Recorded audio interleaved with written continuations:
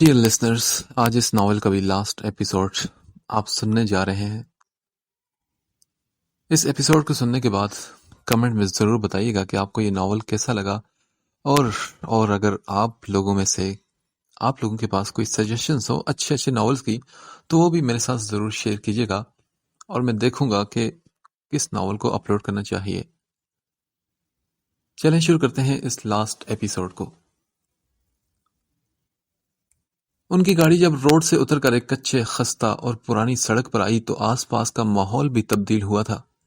اب ہر جگہ جنگل نظر آ رہا تھا، اور ان کے درمیان لکڑی کا وہ چھوٹا سا کاٹیج جو گرمیوں میں تو خوبصورت لگتا لیکن آج برف میں ڈھکے ہوئے بھی اس کے پتھروں کی چمک ڈھکی نہیں تھی۔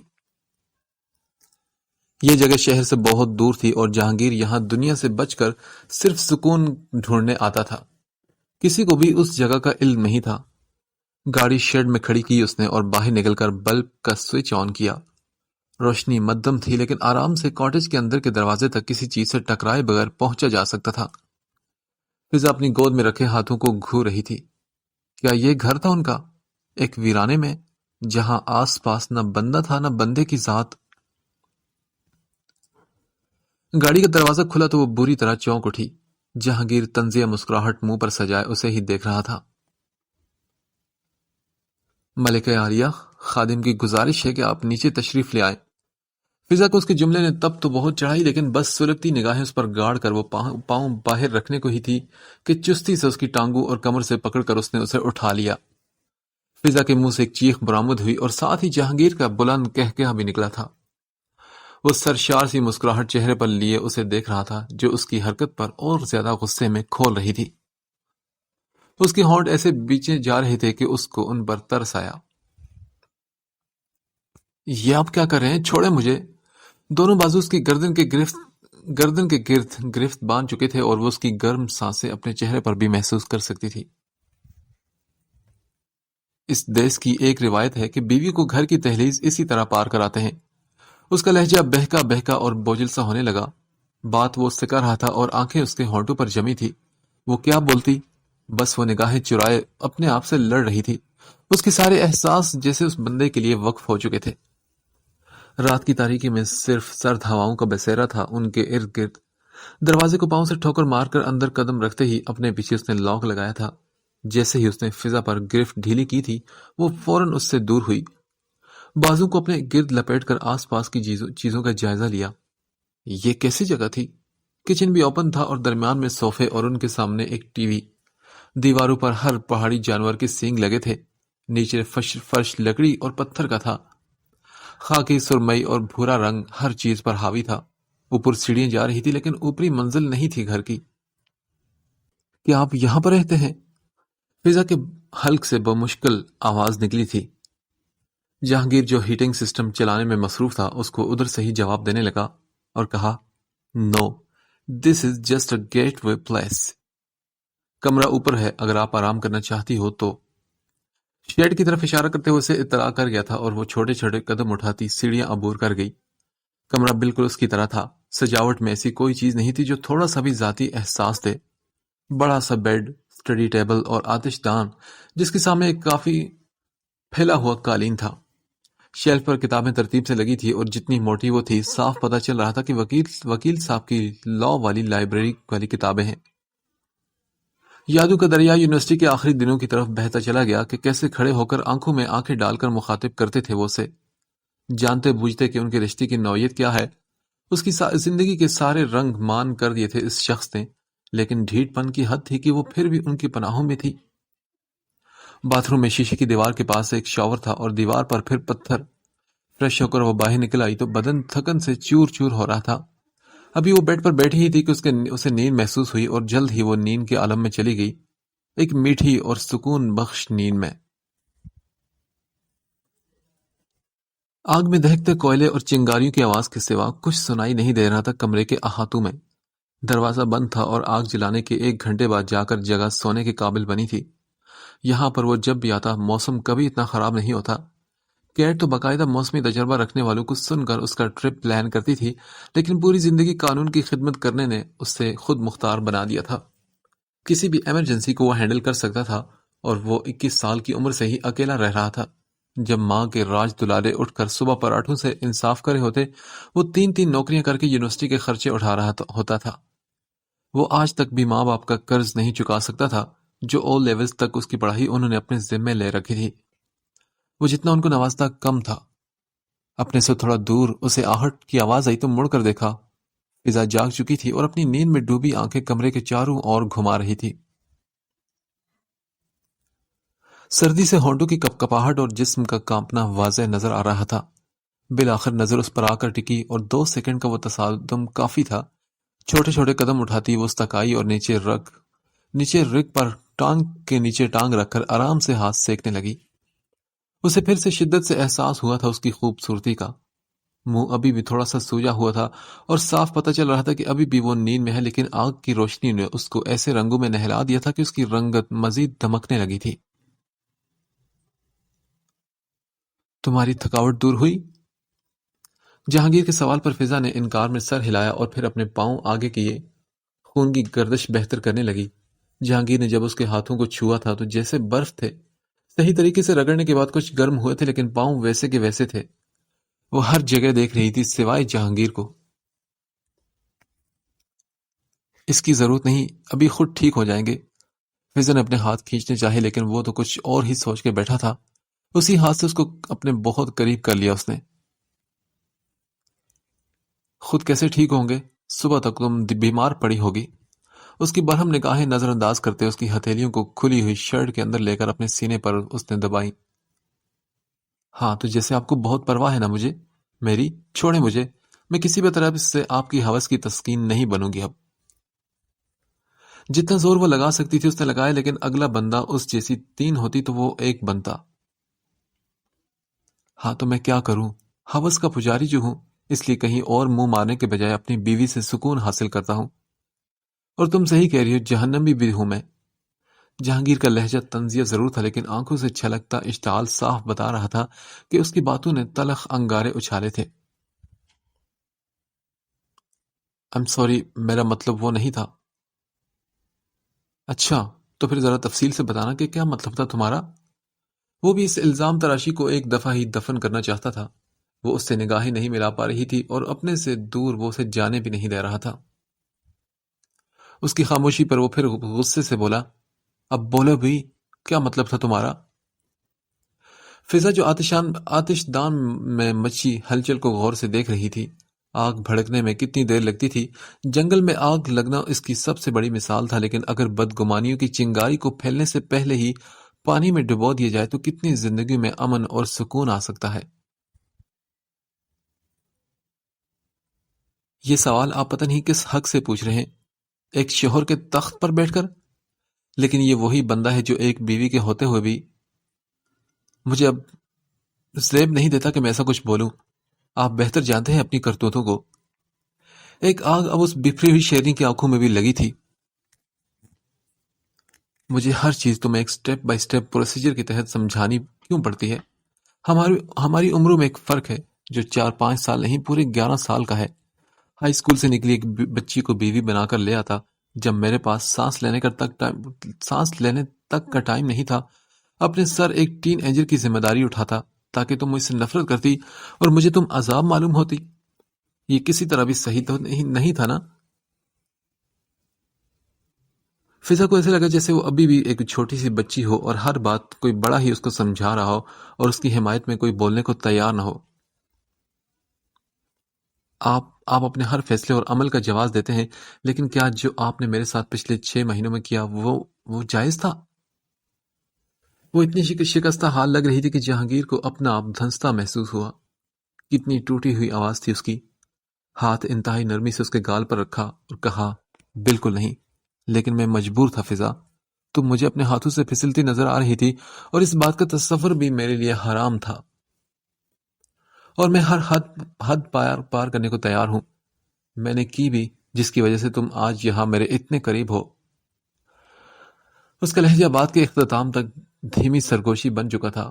وہ اس اعتراف جرم کے بعد کیا کہہ سکتی تھی؟ بس کر دیں آپ، میں نے ان سب چڑیلوں کے ساتھ آپ کی پکچرز دیکھ لی تھی۔ مجھے اتنا بدھو مت سمجھیں اور چھوڑیں مجھے آپ۔ اب وہ باقاعدہ مزاحمت کرنے پر ڈٹ چکی تھی. دونوں ہاتھوں پر سخت گرفت ڈھیلی پڑی. اس سے پہلے کہ وہ پیچھے ہوتی وہ اس کو اپنے اتنے پاس کر چکا تھا کہ ایک بال تک گزرنے کی گنجائش نہ تھی.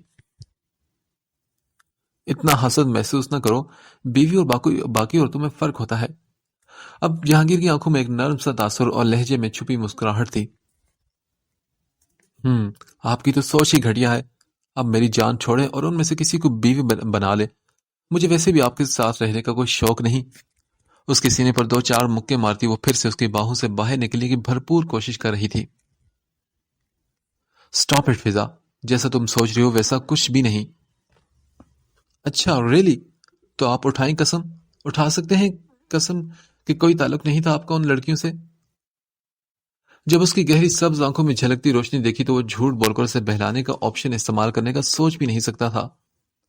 اس کی خاموشی بہت کچھ راز افشاں کر گئی تھی. گمان ہوا تھا کہ کوئی بہت برا خواب تھا جو ٹوٹ نہیں رہا. دل بے دردی سے ٹوٹا تھا. شاید دل میں وہ ابھی بھی امید کر رہی تھی کہ وہ اس بات سے انکار کر دے گا. خدا کا واسطہ ہے فضا مجھے ایسے مت دیکھو. میں ہوں گنہگار لیکن یہ معاملہ میرا اور خدا کا ہے. ادھر دیکھو میری طرف. اس کا چہرہ اوپر کر کے اس نے اپنی آنکھوں میں دیکھنے پر مجبور کیا.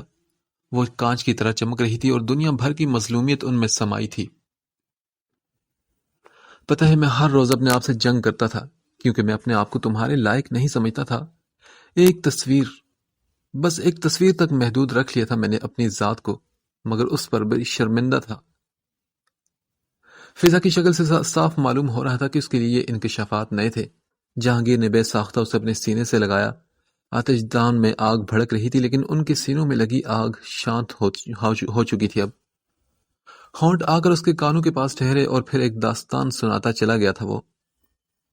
لیکن کب تک؟ ایک دن تمہیں چھوڑنے کا یا پھر ہر چیز کو رد کر کے تمہیں پانے میں سے ایک فیصلہ کرنا ضروری تھا. اور میں بہت خود غرض ہوں فضا. میں یہ قربانی کسی بھی قیمت پر دینے کو تیار نہیں تھا کہ تم میری تھی. اس کی باتوں کے بعد فضا کو 2 سیکنڈ لگے تھے ایک فیصلہ کرنے میں. اس کو بس وہ چہرہ یاد آیا جو اس دن اتنے کرب میں تھا، ایک ایسی چیز کھونے پر جس کا اسے علم تک نہیں تھا. ٹھیک ہے جہانگیر، اگر اللہ تعالیٰ آپ کو سچے دل سے معافی مانگنے پر معاف کر سکتے ہیں تو میری کیا اوقات ہے. لیکن آپ نے کہا تھا کہ میری غیر موجودگی کی اس سب کا باعث بنی تھی، تو اب اگر میں آپ کے پاس ہوں تو... ہچکچاتے ہوئے اس نے اپنی آخری شرط سامنے رکھی. دیکھو فضا، میں نے تم سے بے وفائی نہیں کی تھی کیونکہ اپنی وفا میں نے تمہیں سونپی کب تھی. اس کی گھمبیر آواز اس کے کانوں کے اتنے پاس تھی کہ ہونٹوں کا لمس گردن پر محسوس ہو رہا تھا.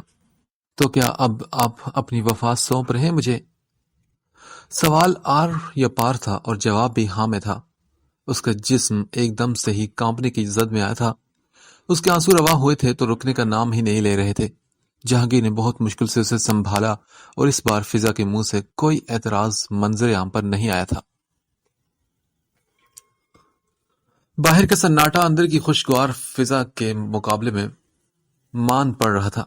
دسمبر کے آخری دن سویرا اپنی پوتی کو لیے الگ الگ مٹھائیاں کھلا رہی تھی اور مایا ساس کے تاثرات دے کر سر ہلا کر سٹو پر رکھی بریانی کی طرف مڑ گئی تھی.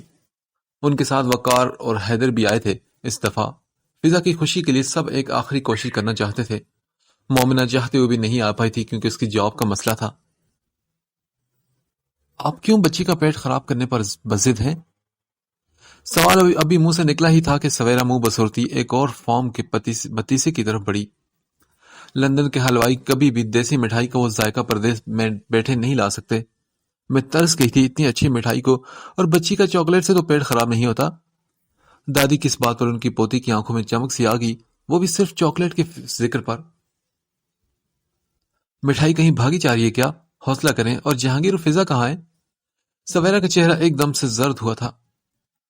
ابھی عالمگیر کا سامنا جو کرنا تھا اس کے لیے پریشان ہے بیچاری بچی.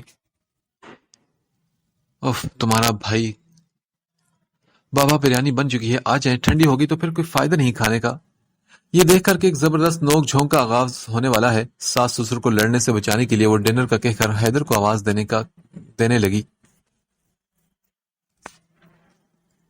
فضا بیڈ پر بیٹھی کب سے کسی نقطے کو گھور رہی تھی، لب کاٹتے ہوئے اور سراپا ٹینشن بنے وہ باتھ روم سے ٹاول بالوں میں رگڑتا نکلا تھا اور اس کو گم سم بیٹھے دیکھ کر وہ بھی حیران ہوا. آدھے گھنٹے میں پتہ نہیں کیا ہو گیا تھا. وہ اس کے پاس آیا اور بنا کوئی آہٹ کیے اس کے ساتھ براجمان ہو گیا. فضا فوراً ہی اس ٹرانس کی کیفیت میں سے نکلی تھی. ہر وقت پریشان رہ کر وہ اس کو بھی پریشان کرتی تھی، اس لیے اگر کبھی وہ ان سوچوں میں گھر بھی جاتی تو کوشش کرتی کہ اس کو احساس نہ ہو، لیکن وہ اس کی رگ رگ سے واقف تھا. اس کے ماتھے پر آئی ایک گیلی لٹ کو پیچھے کرتے ہوئے اسے آنکھوں ہی آنکھوں میں پوچھنے لگا. کسی اور وقت وہ شاید ہنس بھی دیتی، لیکن وہ تھوڑی دیر میں وہ اپنے بابا سے ملنے جا رہی تھی اور ان کے رد عمل سے ابھی سے وہ خوف میں تھی. ابھی آنسو سے آنکھ بھری ہی تھی کہ جہانگیر اس کو خود سے لگائے دلاسے دینے لگا. مجھے ڈر لگ رہا ہے جہانگیر، اگر وہ نہ مانے تو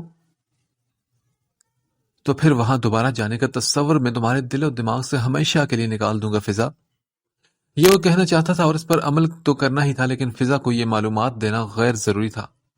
اپنے فون میں ٹیکسٹ دیکھتے جو زیادہ تر آفس سے تھے وہ اس کو شانے سے لگائے اس کے بال سہلانے لگا. دیکھو فضا، میں تمہارے لیے جو کچھ ہو سکتا ہے کر گزروں، لیکن فضا ایک بندے کی فطرت بدلنا میرے بس میں بالکل نہیں. اس بات کو سمجھتی ہو نا تم؟ اس کے سوال کے جواب میں وہ بس سر ہلا گئی. ہم کل بھی تو جا سکتے ہیں، اتنی رات ہو گئی ہے، مطلب اندھیرا ہو چکا ہے. ابھی تو صرف 6 بجے تھے. جہانگیر نے فون سائڈ پر رکھ کر اس کو بغور دیکھا. فضا نے بھی جو مسلسل بیچاری شکل بنائی ہوئی تھی وہی رکھی. جاؤ اور جا کر فوراً تیار ہو جاؤ. لیکن جہانگیر وہ I don't want any arguments فضا پلیز. اس نے لہجہ تھوڑا سا سخت جان بوجھ کر بنایا تھا اس کے لیے. Jahangir stop treating me like a child. مجھے بالکل اچھا نہیں لگتا جب تم ایسے کرتے ہو. زبردستی سے الگ ہوتے وہ جھٹکے سے پری ہوئی، لیکن اس سے پہلے وہ بیڈ سے اترتی وہ اس کو واپس کھینچ چکا تھا. اچھا، تھوڑی دیر پہلے کیسے ٹریٹ کر رہا تھا یاد ہے تمہیں؟ اس کی آواز مدھم تھی، لیکن اس کو لگا کہ پوری دنیا نے سن لیا ہو. اس کو لاجواب کرنے میں ماہر تھا وہ. اور یہ آپ سے تم تک کا سفر خاصا کم نہیں. دیکھیں آپ فی الحال کوئی ریس پیکٹ نہیں ڈیزرو کرتے. ہاتھ چھڑانے کی کوشش وہ مسلسل کر رہی تھی. ابھی وہ کسی کارروائی کے درمیان میں ہدا کے دروازے پر دستک ہوئی اور موقع کا فائدہ اٹھاتے ہی فضا نے دوڑ لگا دی. دروازے کے پاس پہنچ کر اس نے ہاتھ لہرا کر کہا بائے بائے، اور زبان دکھا کر وہ دروازے سے نکل گئی. اور جہانگیر کو ابھی تک سمجھ نہیں ہے کہ وہ اس لڑکی کی ہر ادا ہر بات کو کیوں اتنا پسند کرتا تھا. 1.5 مہینے میں کچھ خاص تو نہیں بدلا، لیکن محسوس ہو رہا تھا جیسے وہ کئی سال بعد یہاں آئی ہو. یہاں پوری زندگی گزاری تھی، لیکن اب گھر کے لفظ کے ساتھ ایک اور جگہ وابستہ ہو گئی تھی، جہانگیر کی. ابھی وہ لوگ گاڑی سے نکلے ہی تھے کہ دادو کو شناور بھائی سنبھالتے ہوئے سامنے سے آتا نظر آئی. بھائی کے چہرے سے وہ کچھ نہیں پڑھ سکتی تھی، لیکن پھر بھی اس کے قدم بے ساختہ ان کی طرف بڑھتے چلے گئے. دادو نے اس کے ساتھ لگا کر بہت پیار کیا، اور جب وہ بھائی کے سامنے آئی تو آنکھوں میں خوشی کی چمک، گھبراہٹ اور بھی بہت کچھ تھا، جیسے وہ رد ہونے کے ڈر سے آگے نہیں بڑھ رہی تھی. شناور نے خود ہی آگے بڑھ کر اسے گلے سے لگایا. اگر جہانگیر نے رونے دھونے سے سختی سے منع نہ کیا ہوتا تو وہ پھوٹ پھوٹ کر رو پڑتی. کیسی ہو تم؟ میں ٹھیک ہوں، اور مجھے آپ لوگوں کی بہت یاد آتی ہے. ابھی لفظ منہ سے نکلے ہی تھے کہ مجتبیٰ دوڑتے ان کے پاس آیا اور پھر اتنی زور سے فضا کو اپنے سینے سے لگایا کہ 2 منٹ کے لیے اس کی سانس تک نہ آئی. اس کے بعد امی سے لپٹ کر وہ آنسو روک نہ پائی. جہانگیر گاڑی سے ٹیک لگائے سارا منظر دیکھ رہا تھا. وہ تھوڑا سا پوزیسو بھی محسوس کر رہا تھا. پچھلے اتنے ہفتوں سے اس کی توجہ کا مرکز بنا رہا. وہ تو اپنے خاندان والوں سے بھی اتنا نہیں ملتا تھا، لیکن وہ اس کی ہر عادت کو غیر محسوس انداز میں بدل رہی تھی، اور حیرت کی بات یہ تھی کہ وہ اس کو روکنا بھی نہیں چاہتا تھا. اور جب عالمگیر کے سامنے وہ لوگ سب اندر کمرے میں داخل ہوئے تو 1 منٹ تو بیٹی کو غور سے دیکھا تھا، لیکن پھر سر جھٹک کر وہ آگے چل پڑے. فضا کا دل بری طرح ٹوٹا، لیکن وہ گہری سانس لیتے اپنے بابا کے پیچھے چلی گئی. دادو اور سویرا اس کے پیچھے آئی تھی. اسے کہیں یہاں سے چلی جائے، ورنہ کیا؟ ہاں، آج تمہارا باپ زندہ ہوتا تو تم اچھی طرح جانتے ہو اچھی طرح سے کہ وہ سویرا کو قصوروار نہیں ٹھہراتے تھے، لیکن پھر بھی تمہاری ہٹ درمی کے آگے سر جھکایا میں نے اتنے سال. لیکن کب تک عالمگیر؟ جب میرا ایک پاؤں قبر میں ہے. ماں کی آواز میں درد اور غصہ ان کو لرزا گیا، لیکن وہ چپ رہے. عالمگیر، تم نے بہن کو اور کتنی سزا دینی ہے؟ اب تو بھول جاؤ خدا کے لیے، خود کو بھی معاف کر دو اور ہمیں بھی۔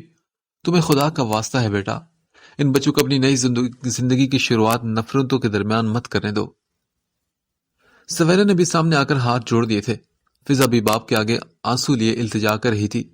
شناور دادو کو نزدیک لایا تھا اور جب وہ عالمگیر کے پاؤں پڑنے کے لگی تو سب سکتے میں ہی چلے گئے۔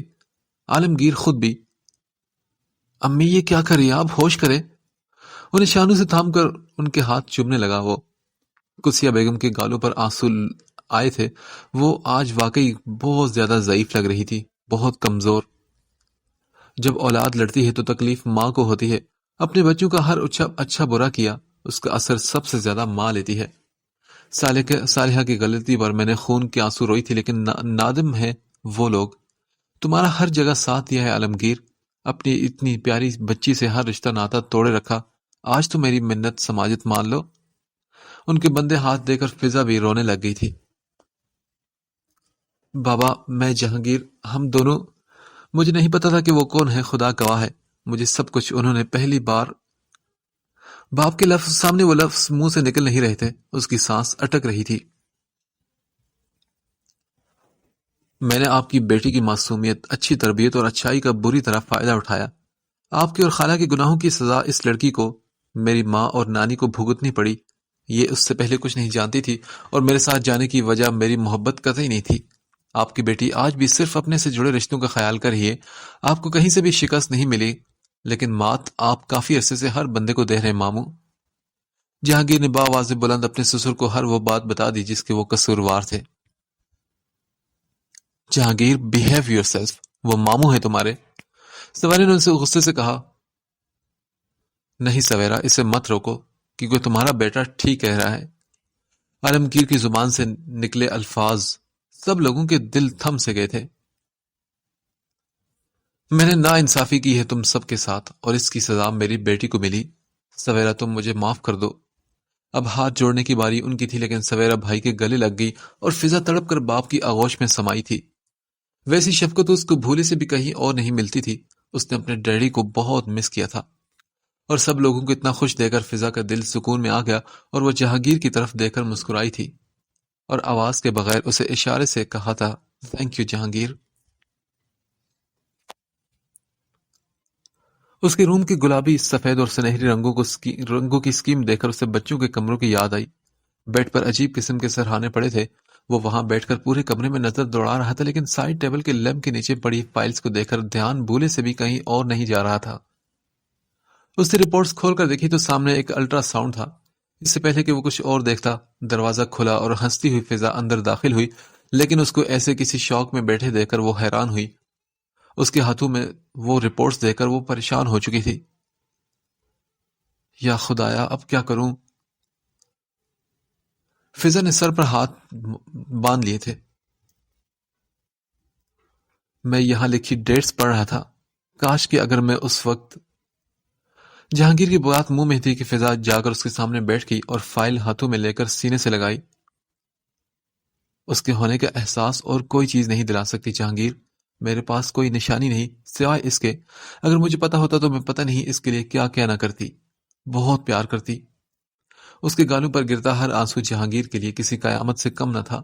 جہانگیر نے اس کے بازو پر ہاتھ رکھ کر اس کو اور نزدیک کیا، چہرہ ہاتھوں کے پیالوں میں لیا۔ اب ہر آنسو اپنے لبوں سے چننے لگا۔ اس کی ایسی حالت وہ دیکھ ہی نہیں سکتا تھا۔ یہ لڑکی تو اس کے دل کی مکین تھی اور وہ اس سے محبت کرتا تھا، اور اب وہ اس بات سے پوری زندگی انکار نہیں کر سکتا تھا۔ اس کا دھیان بٹانے کے لیے وہ فوراً کچھ اور سوچنے لگا۔ فضا، تم کیا مجھے اس کتاب کے بارے میں بتاؤ گی؟ میں یہ پڑھ رہا تھا۔ آپ کے پاس ٹائم ہوتا ہے بک پڑھنے کا؟ رہنے دیں، آپ کو بالکل پسند نہیں آئے گی۔ آپ یہ مجھے واپس کر دیں۔ اس سے پہلے کہ وہ اس کتاب کو واپس کھینچتی، جہانگیر کا بازو ہوا میں لہرایا اور کافی دراز ہونے کی وجہ سے اس کو گھٹنے کے بل بیڈ پر چڑھنا پڑا۔ وہ بری طرح کتاب چھیننے کی کوشش میں تھی کہ دھڑام سے اس کے اوپر جا گری، اور جہانگیر نے فارغ بازو اس کے گرد زور سے جکڑا تھا تاکہ وہ ہل نہ سکے۔ اس میں کیا ہے جو بلیوں کی طرح میرے بازو زخمی کر لیے؟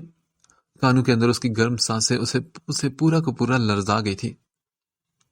کچھ بھی نہیں ہے، مجھے واپس کر دیں آپ، پلیز۔ اب وہ اس کے سامنے بالکل بھیگی بلی لگ رہی تھی۔ جہانگیر نے بری طرح ضبط کر کے اپنی ہنسی روکی اور پھر کہا، اگر کچھ بھی نہیں تو پھر دیکھنے میں کیا حرج ہے؟ اس نے پھر کتاب پڑھنی شروع کی۔ His breath mingled with hers۔ اس کہانی کا کردار کوئی اور تھا، لیکن جہانگیر نے اس ہر لفظ پر عمل کیا۔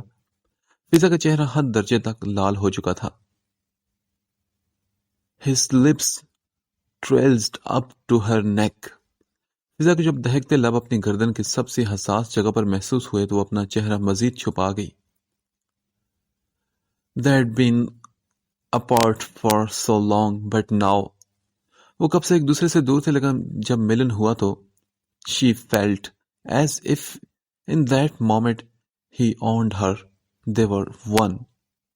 وہ آپس میں رچ بس گئے تھے، ایک دوسرے کے بغیر ادھورے۔ جہانگیر کے بغیر وہ زندگی کا تصور بھی نہیں کر سکتی تھی۔ اب جہانگیر کی آواز اب بدل گئی تھی۔ کتاب گر کر دوسری سائیڈ پر پہنچی۔ مذاق وہ بھول چکا تھا۔ اس کے ہونٹ اس کے چہرے کے اتنے قریب تھے۔ اس کی آنکھوں کے اندر عجیب سا جنون تھا۔ فضا نے پھر خود کو اس کے سپرد کر دیا۔ جہانگیر جب اس کے اوپر جھکا تو اس دفعہ اس کا ہر اعتراض اپنے ہونٹوں کے تالے میں توڑ دیا۔ ان کے خاندان ملے تھے آج۔ ان کی روح جیسے ایک ہو گئی تھی اور جیسے خوشی غم سے کوئی بہت بڑا مقابلہ جیت گئی تھی۔ بہت دیر بعد جب فضا کی آنکھیں جیسے ہی بند ہونے کو تھی، جیسے اب نیند اور رک ہی نہیں سکتی تھی، جہانگیر کی دی گئی وہ مہلت ختم ہوگی۔ جہانگیر کی آنکھوں پر پیار کرتے اس نے وہ کچھ شبد کہے تھے جو پوری زندگی پڑھتی آئی تھی، لیکن آج تک ان کو کبھی سمجھ نہیں پائی تھی۔ آج اس کی باہوں میں اس سے جڑے یہ بات اور اس کی خوبصورتی اس کا ہر جگہ سے گھیرا کر گئی تھی۔ And they lived happily ever after۔ اور وہ ہمیشہ خوش رہے تھے۔ جہانگیر کی مسکراہٹ دیکھ کر اس کو پھر سے ان لفظوں سے محبت ہوگی جیسے اس شخص سے ہو گئی تھی، بری طرح سے، ہمیشہ کے لیے۔